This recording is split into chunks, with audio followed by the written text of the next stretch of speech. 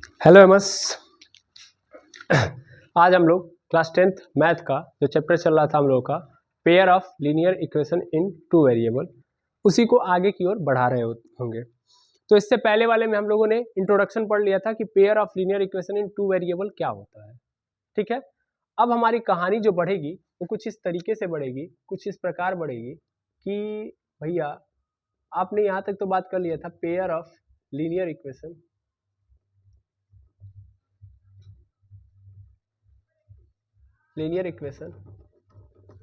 इन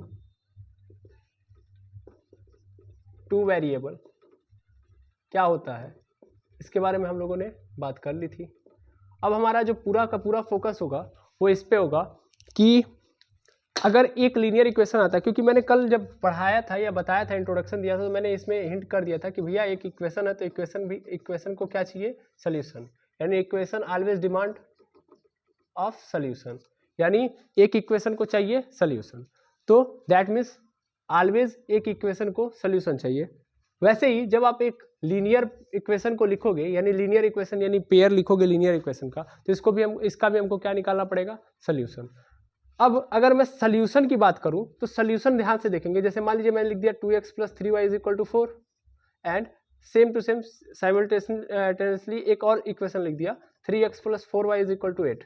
अपने मन से कुछ भी बना के लिख दिया, तो इक्वेशन यहाँ पे पुट कर दिए।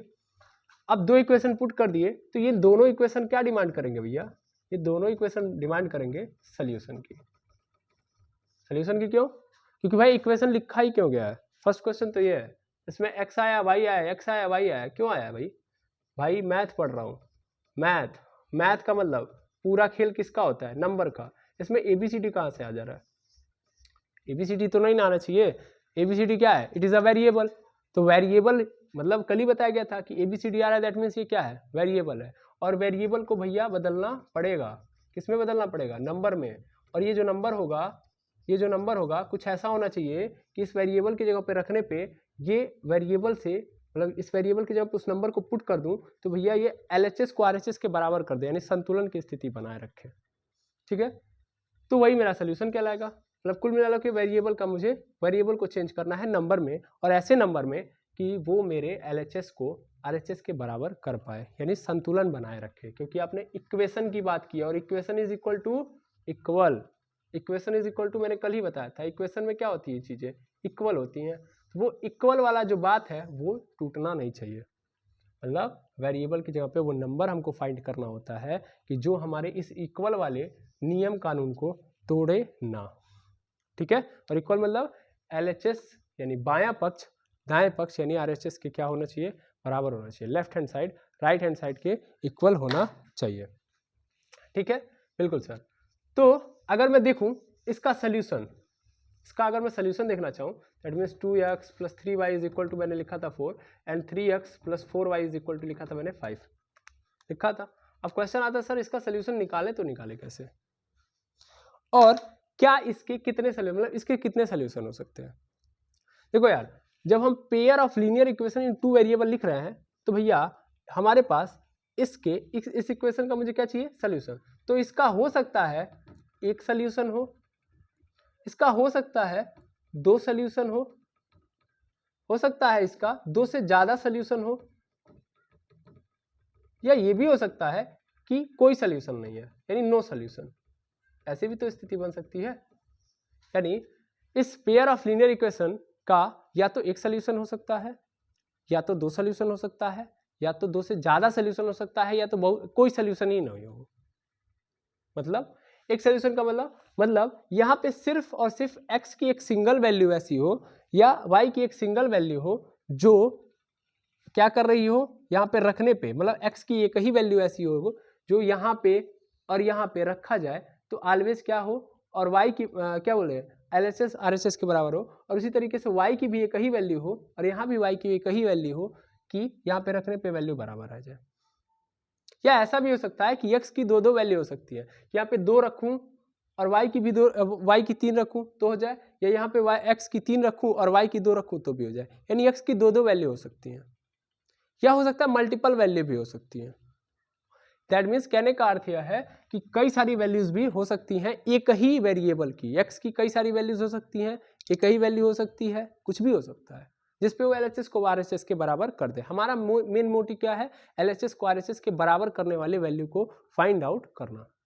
ओके ठीक, तो अभी क्या करना है हमको? अभी करना ये है कि उन्हीं चीजों को देखना है। तो सोल्यूशन के बिहाफ पे जो हमारा pair of linear equation in two variable होता है, ये तो आप समझ ही चुके हैं कल कि pair of linear equation in two variable क्या होता है। तो ऐसा लीनियर इक्वेशन जिसके अंदर दो वेरिएबल आए हों, अगर हम इसकी बात करेंगे तो देखेंगे, अगर इसकी बात करें हम सोल्यूशन के बिहाफ पे इस pair of linear equation in two variable की बात करें तो ये दो टाइप का होता है। On the basis of solution, on the basis of solution, on the basis of solution, जो pair of linear equation in two variable होता है कितने टाइप का होता है? दो टाइप का होता है, ठीक है ना। और ये दोनों टाइप क्या बनाता है? एक सिस्टम बनाता है। क्या बनाता है? सिस्टम। तो एक बनाता है आपका कंसिस्टेंट सिस्टम, कंसिस्टेंट सिस्टम, और एक बनाता है इनकंसिस्टेंट सिस्टम, इनकंसिस्टेंट सिस्टम, ठीक है। एक बनाता है कंसिस्टेंट सिस्टम और दूसरा वाला बनाता है इनकंसिस्टेंट सिस्टम। यानी सीधा सीधा मैं बोलूं तो मैं बोल सकता हूं हिंदी में इसको संगत बनाएगा, यानी संगत वाला हो सकता है, संगत वाले दो चर वाले रैखिक युग्म समीकरण, या असंगत, असंगत वाले दो चर वाले रैखिक युग्म समीकरण, ठीक है ना। या तो संगत हो सकते हैं दो चर वाले रैखिक युग्म समीकरण, या तो असंगत हो सकते हैं दो चर वाले रैखिक युग्म समीकरण। हिंदी ही बोल रहा हूं मैं, pair of linear equation in two variable को ही हम लोग हिंदी में बोलते हैं दो चर वाले रैखिक युग्म समीकरण। तो या तो संगत हो सकते हैं या तो असंगत। किस बेसिस पे? सोल्यूशन। सोल्यूशन मतलब हल के आधार पे। सोल्यूशन क्या है? वो सोल्यूशन, वो वैल्यू जो LHS को RHS के बराबर कर दे। ओके, अब संगत कब होंगे सब सर? तो संगत मतलब भैया सिंपल सिंपल बात है कि संगत तभी होंगे जब वो LHS को RHS के बराबर कर पा रहे होंगे, यानी वो जो वेरिएबल थे उनकी या तो एक वैल्यू हो, यानी वन सोल्यूशन उनके पास हो। कुल मिलाकर मैं ऐसे बोलूं कि कंसिस्टेंट सिस्टम का मतलब है कि उस इक्वेशन यानी गिवन इक्वेशन के पास, given equation have at least one solution or more than one, more than one. कुल मिला के क्या मैंने बोला, क्या लिखा है? कम से कम एक सोल्यूशन तो होना ही चाहिए, थोड़ा उसका सोल्यूशन हो। अब ऐसा इक्वेशन नहीं लिख दिया कि इसमें हम x या y की या कोई जो वेरिएबल यूज किया गया है उसकी कोनो वैल्यू डालें, LHS RHS के बराबर नहीं हो रहा है, इसका मतलब सोल्यूशन में नहीं मिल रहा है। यानी वेरिएबल का हम कोनो मान वहां पे पुट कर रहे हैं और वैल्यू हमारा मतलब जो LHS है मेरा RHS के बराबर नहीं हो रहा है, तो उस कंडीशन में वो मेरा असंगत हो जाएगा। दैट मीन्स वेरिएबल का हम कोई भी मान पुट कर दे रहे हैं लेकिन हमारा इक्वेशन सेटिस्फाई नहीं हो रहा है, यानी इक्वल नहीं हो रहा, LHS RHS के बराबर नहीं हो रहा है, ठीक है। तो वो मेरा क्या कहलाएगा? इनकंसिस्टेंट। लेकिन अगर कम से कम उसका एक सोल्यूशन है, दैट मीन्स उसके पास सोल्यूशन है कि एक ही वैल्यू अगर है लेकिन फिक्स वैल्यू कि बस एक ही एक के वैल्यू कि ये डालेंगे तभी हमारा पूरा सोल्यूशन होगा, LHS RHS के बराबर, या कई सारे वैल्यूज हो रही हैं तो भी सोल्यूशन दे रहा है अगर वो इक्वेशन, यानी जो दो चर वाले रैखिक युग्म समीकरण आप लिए हो वो हमको सोल्यूशन दे पा रहे हैं, यानी उनके वेरिएबल का एक मान है, एक वैल्यू है जिसको रखने पे LHS RHS के बराबर हो रहा है, तो कंसिस्टेंट सिस्टम। और अगर नहीं हो पा रहा है तो इनकंसिस्टेंट सिस्टम, यानी given equation have no solution, have no solution, तब क्या होगा भैया? तब ये इनकंसिस्टेंट सिस्टम में आएगा, ठीक है। यस सर, बिल्कुल। तो आई थिंक आपको समझ में आ गया होगा, बिल्कुल। या तो एक सोल्यूशन हो, या तो वन सोल्यूशन हो, वन सोल्यूशन हो, या तो इनफाइनाइट सोल्यूशन हो। इनफाइनाइट मतलब बहुत सारे सोल्यूशन हो, तो वो मेरा कैसा कहलाएगा? रैखिक युग्म समीकरण, कंसिस्टेंट सिस्टम कहलाएगा। और या कि अगर कोई भी सोल्यूशन नहीं हो, यानी नो सोल्यूशन, तो वो क्या कहलाएगा? Inconsistent system. ठीक है। अगर किसी भी पेयर ऑफ लीनियर इक्वेशन के इन टू वेरिएबल वाले, मतलब कोई भी इक्वेशन है जिसका सिर्फ और सिर्फ एक ही सोल्यूशन है, एक ही सोल्यूशन, अभी आप समझ जाओगे जितना भी चीज़ें मैं बता रहा हूँ अभी आप समझो जस्ट, इसके बाद मैं देखूंगा मतलब इसके बाद मैं एग्जांपल के थ्रू हर चीज़ को और अच्छे से एक्सप्लेन कर रहा हूँ। मतलब केवल एक सोल्यूशन है, इसका मतलब भैया वो यूनिक है ना, यूनिक है वो, जो दुनिया में एक ही हो और एक ही से काम चल रहा है तो वो यूनिक है अपने आप में, ठीक है ना, अतरंगी है वो। दैट मीन्स उसके वो केवल और केवल एक ही है तो इसको हम क्या बोलेंगे, यूनिक।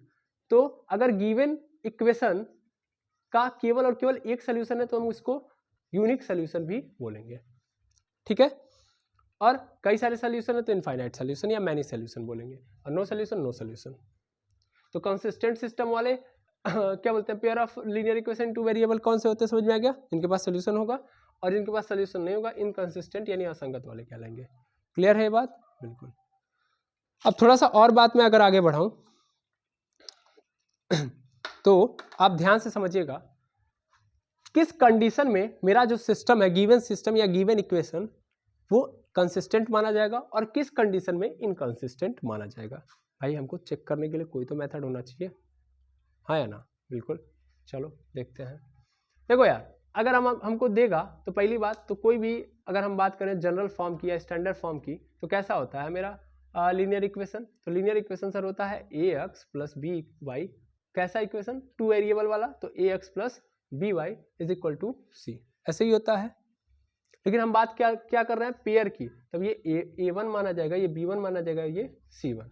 अच्छा इसको भी इधर कर लो, that means a1x plus b1y plus c1 is equal to 0। ये एक इक्वेशन हो गया, ऐसे मुझे कितने चाहिए, 2, तब तो पेयर में आएगा, तब तो जोड़ा बनेगा। तो a2x plus b2y plus c2 is equal to 0 हो गया। इसमें a1 a2 sorry a1 b1 c1 a2 b2 c2 ये सब क्या होने चाहिए, रियल नंबर होने चाहिए, और वेरिएबल सेम होना चाहिए दोनों में, यहाँ भी x, यहाँ भी x, यहाँ भी y, यहाँ भी y। यहाँ पे x जिस पर्पज के लिए रखा गया है सेम पर्पज यहाँ भी होना चाहिए, यहाँ y जिस पर्पज के लिए, मतलब x अगर यहाँ पे बॉल की जगह पे रखा गया, यानी बॉल को मैंने x माना है तो यहाँ भी ये बॉल को ही x माना गया होगा। अगर यहाँ पे y को क्या बोलते हैं बैट माना गया होगा तो यहाँ भी y को बैट ही माना जाएगा, ठीक है ना, चेंज नहीं करेंगे, तभी ये पेयर कहलाएगा, तभी ये साइमल्टेनियसली चल पाएगा।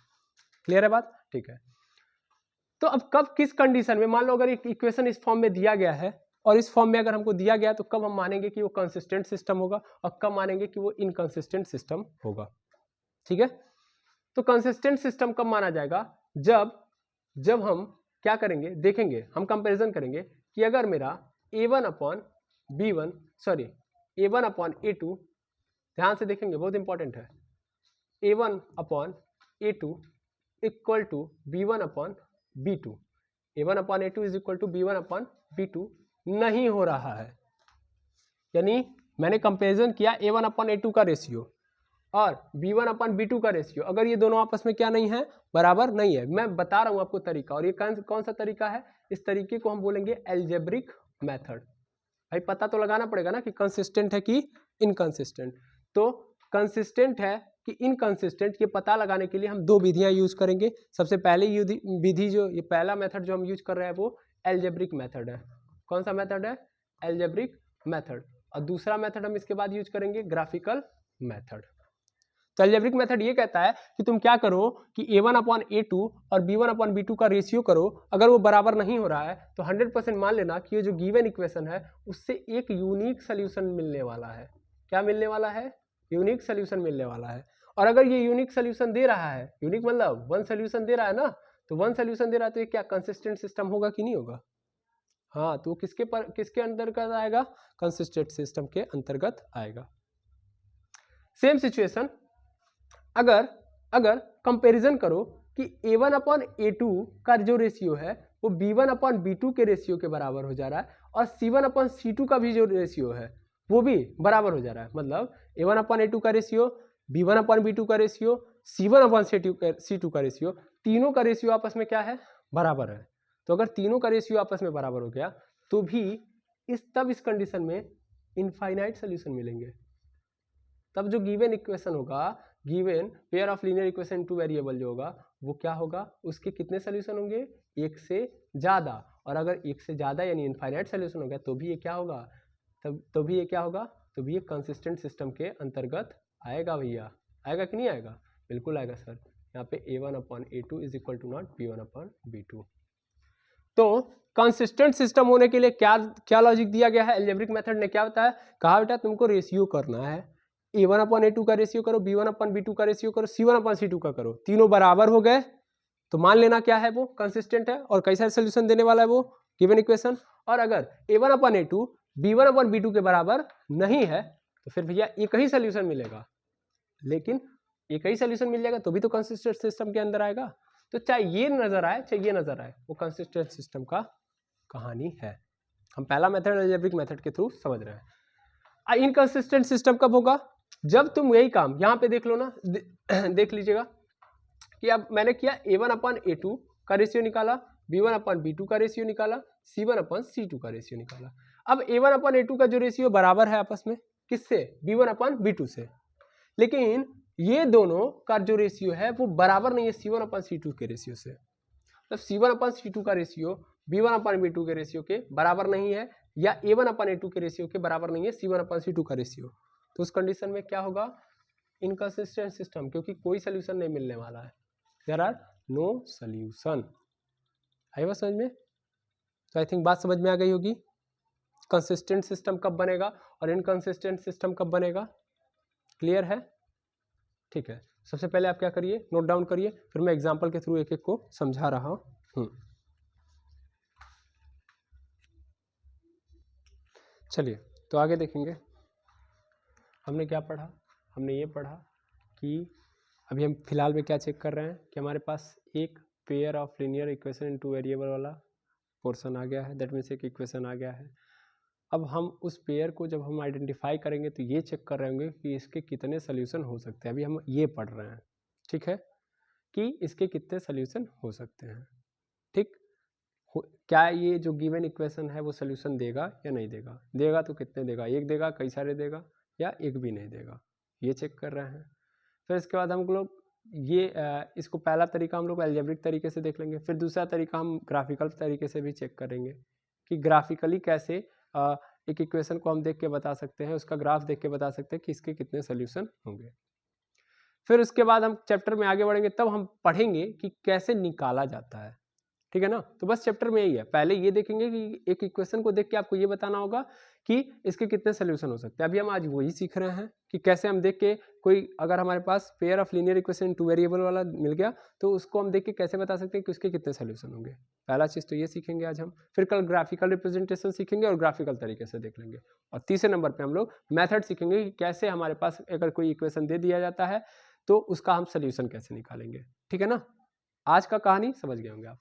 तो जैसे हम लोगों ने देखा कि हमें ये देखना है कि भैया कोई भी अगर दिया हुआ है तो उसको सबसे पहले a1x plus b1y plus c1 के फॉर्मेट में लिख देना है, पहला वाला इक्वेशन। फिर दूसरा वाला, क्योंकि पेयर में होना चाहिए a1a2x plus b2y plus c2 अगर ऐसे है बराबर 0, ये दो हो गए। तो हमें ये करना है कि a1/a2 का रेशियो देखना है, अगर ये बराबर नहीं हो रहा है b1/b2 के, यानी पहला काम तो ये करो कि इस फॉर्मेट में लिख दो गिवन इक्वेशन को, इस फॉर्मेट में हो गया। फर्स्ट यही करो कि इस फॉर्मेट में लिख दो। जब इस फॉर्मेट में लिख दो तो फिर कंपैरिजन करो इसी से, देखो a1 की वैल्यू कितनी है, a2 की वैल्यू कितनी है, और डिवाइड कर दो। फिर देखो b1 की वैल्यू कितनी है, b2 की वैल्यू कितनी है, डिवाइड कर दो। फिर लिखो c1 की वैल्यू कितनी है, c2 की वैल्यू कितनी है, डिवाइड कर दो। कहने का अर्थ क्या है, अगर a1/a2 का जो रेशियो आ रहा है b1/b2 के रेशियो के बराबर नहीं है तो ये कैसा होगा, इसका मतलब कितने सोल्यूशन इसके पास होंगे, केवल और केवल इस गिवन इक्वेशन के पास 1 सोल्यूशन होगा। ओके, हाँ सर बिल्कुल।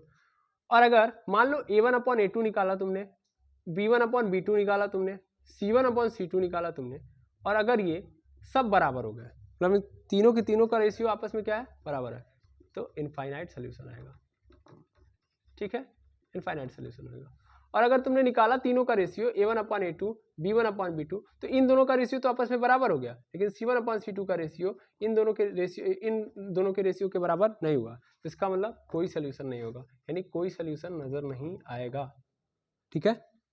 तो अगर कहीं से भी सोल्यूशन मिल रहा है तो ऐसा इक्वेशन मेरा कंसिस्टेंट के अंदर आएगा, कंसिस्टेंट सिस्टम के अंतर्गत आएगा। यानी संगत होगा वो, यानी गिवन जो समीकरण है, दिया गया जो समीकरण वो संगत समीकरण कहलाएगा, और अगर नहीं निकल रहा है तो वो असंगत यानी इनकंसिस्टेंट के अंतर्गत आएगा। तो अब मेरे पास आएगा, क्या आएगा, मेरे पास इक्वेशन दिया जाएगा, ठीक है। हाँ सॉरी, यहाँ पे नॉट इक्वल टू रहेगा, sorry my mistake, it is my mistake, यहाँ पे ये बराबर नहीं होगा, यानी ये दोनों आपस में बराबर होंगे, लेकिन यहाँ पे तीसरा वाला रेशियो बराबर नहीं होगा, ठीक है ना, sorry, inconsistent system, inconsistent system, तब इसका मतलब वो असंगत होगा। क्लियर है ये बात, बिल्कुल। अब हम इसको इक्वेशन के थ्रू समझते हैं। जैसे मेरे पास मिल गया एक equation x plus Y is equal to 2, और दूसरा है x minus 3y is equal to -2। दो इक्वेशन है भाई, पेयर तो तभी बनेगा जब दो इक्वेशन मिलेंगे, और 2 वेरिएबल वाले हैं, बिल्कुल इसमें कोई दिक्कत नहीं है, इसमें हम लोगों ने कल जान लगा के देख लिया था। अब मिल गया हमको, अब हमको चेक करना है कि इसके कितने सोल्यूशन हो सकते हैं। तो सबसे फर्स्ट क्या हम क्या करेंगे, सबसे पहले इस रूपरेखा में तैयार करेंगे, ठीक है, इस रूपरेखा में तैयार करेंगे। इसको आप लोगों ने लिख लिया होगा, तो मैं यहाँ से थोड़ा सा हटा देता हूँ ताकि यहाँ पे मैं सॉल्व करते रहूँ। इतने में देखो, इस रूपरेखा में मतलब कि भैया देखो, अगर देखा जाए तो ये x के बगल में कुछ नहीं है तो इसका मतलब 1 मानता हूँ मैं, y के बगल में कुछ नहीं है तो 1 मानता हूँ मैं, और यहाँ पे 2 है, तो यानी a1 मिल गया, b1 मिल गया, और ये c1 है। लेकिन c1 कहाँ है भैया, कहाँ है, इक्वल के उस पार है, जबकि यहाँ पे इक्वल के इस साइड है, यानी LHS में है c1, तो इसको भी इधर लेके आओ। इसका मतलब x प्लस वाई, और ये 2 जब इधर आएगा तो क्या बन जाएगा, -2, इधर क्या हो गया 0। सेम टू सेम इसी वाले इक्वेशन में भी प्रॉब्लम है भैया, इस वाले इक्वेशन में भी क्या है कि 2 -2 इधर है, तो इसको भी इधर लेके आओ, -3y plus 2 is equal to 0, मिल गया। अब कंपैरिजन करो पहले वाले को a1x plus b1y plus c1 से कंपैरिजन, कंपेयर टू इससे पहले वाले को, तो पहले वाले को करूंगा तो भैया देखो ये x है, यहाँ भी x है, x के बगल में क्या है 1 है, तो यानी a1 का मतलब क्या हो गया 1। फिर यहाँ पे देखो y है, यहाँ भी y है, और y के बगल में कुछ नहीं, यानी यहाँ पे, जबकि यहाँ पे y के बगल में क्या है b1 है, कुछ नहीं का मतलब 1 है वहाँ पे, तो इसका मतलब b1 का ही मान तो 1 है। अच्छा, फिर देखा जाए तो c1 की जगह पे क्या है -2, देखो प्लस में होना चाहिए, यहाँ पे क्या है माइनस में, तो इसको लिखो -2, ठीक। अब इसी तरीके से दूसरे वाले को हम किससे तुलना करेंगे, compare to a2x plus b2y plus c2 is equal to 0 से कंपेयर करूं मैं। जब मैं कंपेयर करूंगा तो x के बगल में यहाँ पे क्या है भैया, यहाँ पे x के बगल में 1 है, इसका मतलब a2 की वैल्यू क्या हो गई 1, क्योंकि यहाँ भी x के बगल में a2 है और यहाँ पे x के बगल में 1 है, तो इसका मतलब a2 बराबर 1। फिर यहाँ पे देखोगे तो y है, यहाँ भी y है, लेकिन यहाँ पे y के बगल में क्या है b2 है, और यहाँ पे y के बगल में क्या है -3 है, क्योंकि यहाँ पे प्लस में होना चाहिए, यहाँ पे क्या है माइनस में, तो -3 लिखूंगा, ठीक है। फिर मैं देखूंगा c2, तो c2 इधर, यहाँ पे देखो c2 है, यहाँ पे c2 के यहाँ पे क्या है +2 है, तो +2 लिख दूंगा, मिल गया। a1 a2 b1 b2 सब मिल गया कि नहीं मिल गया। अब क्या करूंगा मैं, सबका रेशियो निकालूंगा, इसका मतलब a1 upon a2 b1 upon b2 और c1 अपॉन c2 करूंगा मैं। तो a1 की वैल्यू 1 है, a2 की वैल्यू 1 है, b2 की वैल्यू b1 की वैल्यू 1 है, b2 की वैल्यू -3 है, c1 की वैल्यू -2 है, और c2 की वैल्यू क्या है 2 है ना। क्या इस 1/1 कर दूं तो क्या मिल जाएगा मुझे 1 मिल जाएगा, बिल्कुल मिल जाएगा। यहाँ पे 1/-3 ऐसे ही रहेगा, और यहाँ पे 2 से 2 कट जाएगा, यानी क्या बचेगा -1। क्या ये तीनों आपस में बराबर हैं, नहीं सर, ये 1/-3 के बराबर नहीं है, और यहाँ पे ये भी इसके बराबर नहीं है, तो क्या नजर आ रहा है, इसका मतलब ये नजर आ रहा है a1/a2 जो है वो b1/b2 के बराबर नहीं है, और उसी तरीके से c1/c2 के भी बराबर नहीं है। और हमारा पहला ही कंडीशन ये फॉलो कर जा रहा है कि भैया अगर a1/a2 b1/b2 के बराबर नहीं होगा, तो इसका मतलब इसके पास कितने सोल्यूशन होंगे 1 सोल्यूशन, यानी इसके पास कितना सोल्यूशन, यूनिक सोल्यूशन होगा ना। इसका मतलब ये जो गिवन इक्वेशन है इसके पास कम से कम कितने सोल्यूशन होंगे, एक सोल्यूशन, यानी इसके पास यूनिक सोल्यूशन होगा। सर कैसे पता करेंगे, तो भाई आगे हमको वही पढ़ना है कि कैसे हमको इस इक्वेशन का सोल्यूशन निकालना है, उसके लिए भी 3 मेथड हैं, उन तीनों मेथड्स के थ्रू हम लोग समझेंगे कि कैसे इसका सोल्यूशन निकालेंगे, ठीक है ना, है बात समझ में। लेकिन अभी हम क्या पता लगा रहे हैं कि गिवन इक्वेशन के कितने सोल्यूशन हो सकते हैं, एक हो सकते हैं, कई सारे हो सकते हैं कि एक भी नहीं होंगे, ओके ठीक। तो इसका आप लोगों ने समझ लिया कैसे कैसे करना है बाय स्टेप, चलिए एक दूसरा इक्वेशन देखते हैं हम लोग, और दूसरे इक्वेशन को देख के फिर समझते हैं कि उसका कैसे होगा, ठीक है ना। तब तक मैं पॉज कर रहा हूँ, आप इसको नोट कर लीजिए। चलिए नेक्स्ट हमारे पास है 2x minus 3y minus 6 is equal to 0, और दूसरा है हमारे पास 4x minus 6y minus 12 is equal to 0, ठीक है ना। ये भी एक इक्वेशन है। अभी इस बार तो ऑलरेडी हमको दे दिया गया है, इक्वल के इस पार कर दिया गया, दैट मीन्स इक्वल के इस पार कुछ नहीं है, तो सी वाला झंझट जो था पहले वाले में कि इधर था, अभी इधर ऑलरेडी कर दिया गया, तो कुछ दिक्कत नहीं। तो डायरेक्ट क्या करना है हमको, कंपेरिजन करना है, ठीक है ना। तो पहले वाले को कंपेरिजन करेंगे तो अब तो डायरेक्ट कर लोगे तुम लोग कि a1 इज इक्वल टू क्या मिलेगा भैया 2, a2 is equal sorry b1 is equal to क्या मिल जाएगा हमको, b1 मतलब -3 मिल जाएगा, कंपेरिजन कर रहा हूँ मैं। फिर c1 इज इक्वल टू क्या मिल जाएगा -6 मिल गया, समझ रहे होंगे कैसे हो रहा है। फिर इसको कंपैरिजन करेंगे तो a2 इज इक्वल टू क्या मिल जाएगा 4, b2 इज इक्वल टू क्या मिल जाएगा -6 और c2 इज इक्वल टू -12। भाई ध्यान से समझना है मेरी बात को, यहाँ पे माइनस लगा है तो माइनस को पुट करेंगे, मिल गया a1 b1 c1 मिल गया, a2 b2 c2 मिल गया। अब क्या करो, रेशियो निकालो, यानी a1 अपॉन a2 करो, b1 अपॉन b2 करो, c1 अपॉन c2 करो। चलो a1 अपॉन a2 करो यानी 2 अपॉन 4 करो, b1 अपॉन b2 यानी -3 -6 हो गया, c1 अपॉन c2 मतलब -6 -12 हो गया। चलो देखा जाए क्या होगा, 2 1 जा 2 2 2 जा 4, 1 अपॉन 2 आ गया। यहाँ देखो माइनस से माइनस कैंसिल, और 3 1 जा 3 3 2 जा 6, यानी यहाँ भी 1 अपॉन 2, 6 1 जा 6 6 2 जा 12, और माइनस से माइनस कैंसिल यानी 1 अपॉन 2। क्या ये सब बराबर आ गया कि नहीं आ गया, आ गया, सब बराबर हो गए। तो कौन सा केस ये फाइनल कर रहे हैं, सेकेंड केस से। सेकेंड केस में क्या है कि तीनों रेशियोज क्या हो गए, आपस में बराबर हो गए। तो अगर तीनों रेशियोज आपस में बराबर हो गए तो इसका मतलब क्या है, ये इनफाइनाइट सोल्यूशन दे रहा है। आई बात समझ में, इनफाइनाइट सोल्यूशन दे रहा है। इसका मतलब इस इक्वेशन के पहली चीज तो ये कंसिस्टेंट है, बिल्कुल है कंसिस्टेंट है क्योंकि इसके पास सोल्यूशन है। और दूसरी बात ये कितना सोल्यूशन दे रहा है, इनफाइनाइट, एक से इसके पास क्या होंगे, एक से ज्यादा सोल्यूशन होंगे। क्लियर है ये बात, ठीक है। ये इक्वेशन भी आप समझ लिए, हाँ या ना। चलिए एक इक्वेशन और लेता हूं मैं, और थोड़ा सा आपका ज्ञानवर्धन करता हूं। जैसे देखिएगा, मैं इसको ऐसे ही रहने देता हूं, पहले वाले को मैं बस यहाँ पे थोड़ा सा चेंज कर देता हूं। चेंज मैंने क्या किया, 12x माइनस 18y और -3 कर दिया इज इक्वल टू 0, ठीक है। चलिए अब देखिए, अभी भी सेम सिचुएशन बन रही है, बस कुछ चीज़ें चेंज हुई हैं। सी वाला पोर्शन तो अभी भी हिला डुला नहीं है, सी वाला LHS में ही है, RHS का झंझट है नहीं। चलो कंपैरिजन करो पहले वाले को, तो a1 is equal to 2, b1 is equal to -3, c1 is equal to -6। फिर वैसे ही a2 is equal to 12, b2 is equal to -18 और c2 इज इक्वल टू -3 हो गया, मिल गया भाई। कंपैरिजन किया तो ये मिल गया, ऊपर वाले का कंपैरिजन किया तो ऊपर वाला a1 b1 c1 मिल गया। चलो फिर से रेशियो निकालो, a1 अपॉन a2 करो, b1 अपॉन b2 करो, c1 अपॉन c2 करो। चलो करते हैं, तो a1 अपॉन a2 करूंगा तो दैट मीन्स a1 का मतलब 2, a2 का मतलब 12, b1 का मतलब -3, b2 का मतलब -18, c1 का मतलब -6, c2 का मतलब -3, दिख रहा है बिल्कुल। 2 1 जा 2, 2 6 जा 12 यानी 1 अपॉन 6, माइनस से माइनस कैंसिल, 3 1 जा 3, 3 6 जा 18, 1 अपॉन 6, माइनस से माइनस कैंसिल, 3 1 जा 3, 3 2 जा 6, कितना आ गया 2।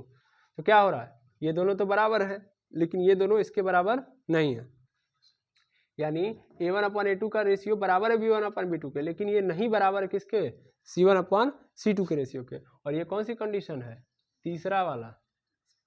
तो इसका मतलब इसके कोई सोल्यूशन नहीं होंगे, यानी नो सोल्यूशन है, समझ में, नो सोल्यूशन है। यानी ये जो गिवन इक्वेशन है इनकंसिस्टेंट है, इनकंसिस्टेंट है, आया समझ में। इनकंसिस्टेंट मतलब असंगत है, और अगर ये असंगत है तो इसका कोई सोल्यूशन नहीं होगा, ठीक है ना भाई। इक्वेशन डिमांड करता है सोल्यूशन की, लेकिन कभी कभी ऐसे इक्वेशन हमारे सामने आ जाएंगे जिसका कोई सोल्यूशन ही नहीं होगा, तो इसको सिरे से क्या कर दिया जाएगा, नकार दिया जाएगा, क्योंकि जिसका कोई सोल्यूशन नहीं है उस इक्वेशन का हमारे मैथ में कोई यूज नहीं है, तो इसको घर भेज दिया जाएगा। आई बात समझ में, इज दैट क्लियर। इसलिए हमको ये सिखाया जा रहा है क्योंकि आगे जब हम ये मेथड पढ़ेंगे कि हमको हमारे सामने कोई भी ये इस टाइप के इक्वेशन देगा और हमको सोल्यूशन निकालना होगा, तो हम तुरंत मेथड अप्लाई नहीं करेंगे। सबसे पहले ये देखेंगे कि कोई सोल्यूशन निकलेगा कि नहीं निकलेगा। पहले ये चेक करना बहुत जरूरी है कि सोल्यूशन, नहीं तो हम अपना पूरा मेथड लगा दिए और कहीं सोल्यूशन में ना हो उसके पास, यानी वो इनकंसिस्टेंट रहा, तब क्या होगा, इनकंसिस्टेंट सिस्टम वाला इक्वेशन आपके सामने रख दिया गया और आपने 30 मार्क खान वाली बुद्धि लगाई, कहा हम तो कर देंगे। आपके पास 3 मेथड आपको आगे मिलेंगे, आप तुरंत लगाना स्टार्ट करेंगे, किसी भी मेथड से नहीं होगा, तो इसका कोई सोल्यूशन ही नहीं है। समझ पा रहे हैं ना? इसीलिए पहले ये सिखाया जा रहा है कि ये सीखो कि अगर एक इक्वेशन दिया गया है तो उसका कोई सोल्यूशन है कि नहीं है, अगर है तो कितना है, एक है कि कई है, पहले ही पता रहेगा तब ना बढ़िया से कर पाओगे, तब मेथड रहेगा अप्लाई करोगे, पहले ही देख लोगे कि हाँ सोल्यूशन है तो करोगे, नहीं रहेगा तो छोड़ दोगे, तब ना माना जाएगा बुद्धिमान। ओके, तो आज हमने ये चेक किया या ये सीखा कि किसी भी क्या बोलते हैं इक्वेशन को देख के, pair of linear equation in 2 variable को देख के आप ये पता करना सीख चुके हैं कि इसके पास सोल्यूशन है कि नहीं है, एक सोल्यूशन है कि कई सारे सोल्यूशन है कि एक भी सोल्यूशन नहीं है। क्लियर है ये बात? ठीक है, तो अपने बुक को उठाइएगा, उसके अंदर एनसीईआरटी के अंदर एक्सरसाइज भर भर के पड़ा हुआ है इस पे, इस कॉन्सेप्ट के ऊपर आराम से करिएगा। ठीक है, बाकी मैं खुद एक्सरसाइज सॉल्व कराऊंगा जब कॉन्सेप्ट क्लियर हो जाएगा। तो आज के लिए बस इतना ही, कोई भी डाउट हो तो कमेंट सेक्शन में या टेलीग्राम चैनल पे जरूर बताएं। आज के लिए इतना ही, थैंक यू वेरी मच। बस।